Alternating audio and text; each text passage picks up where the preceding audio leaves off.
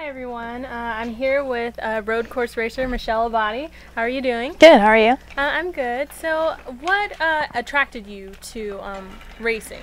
It was in my family since I was born. My dad was a racer. My brother started racing when he was 8, and I was always around it. I was just surrounded by it, so just live with it, you know? Okay, so what kind of challenges do you see as a woman in a male-dominated sport? I get that question all the time. I almost don't really like that question because I feel like I face the same challenges as any racer out there. You know, you got to prove yourself. You got to show that you're talented and that you can keep up.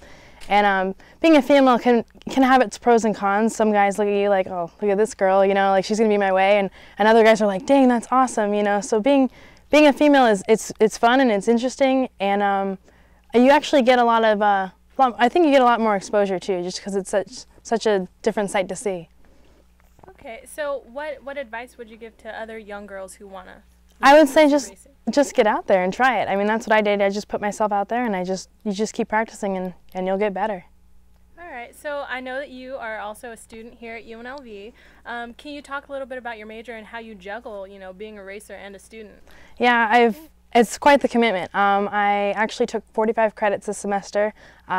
Did 15 in the spring, 18 over summer, and completing the rest right now.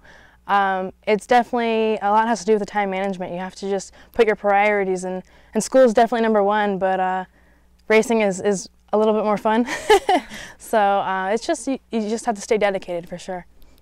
All right, so I know you told me about a little deal that you got, and can you talk a little bit about that? Sure, just this year I recently got offered a sponsorship deal with Sian Racing and a partnership with Crawford Performance. Crawford Performance actually built the motors in the Ken Block, he's pretty famous, in his Gymkhana cars. So they are pretty well known, and Sian Racing has made quite the establishment in racing, so I'm super excited. I'll be driving the 2011 Sian TC. So I'm super excited, tested it a few times, and seems like it's a pretty standard platform. Okay. So, you know, you're 22 years old, you're very young. Where do you see yourself, you know, in the next 5 to 10 years incorporating your college education with racing? Well, my major is communications and my minor is marketing, so it actually works really well with the racing. Sian, they seem like they want to have a long-term deal, so I see myself working with them and Crawford Performance to just establish a good time attack racing car and hopefully bring them to the podium each race. All right. So,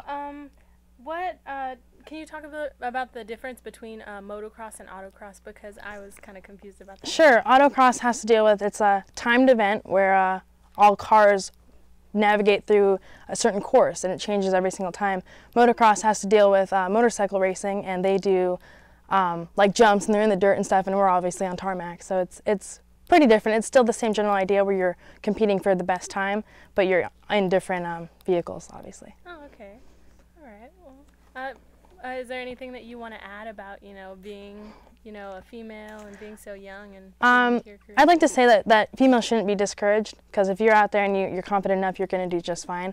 There's a lot of support out there for females, and I think that there needs to be definitely more in the sport. I'd like to say to keep up with Sian Racing, because they're going to be backing me for quite a while, I think, and I'm really looking forward to the new season coming up next year in 2011.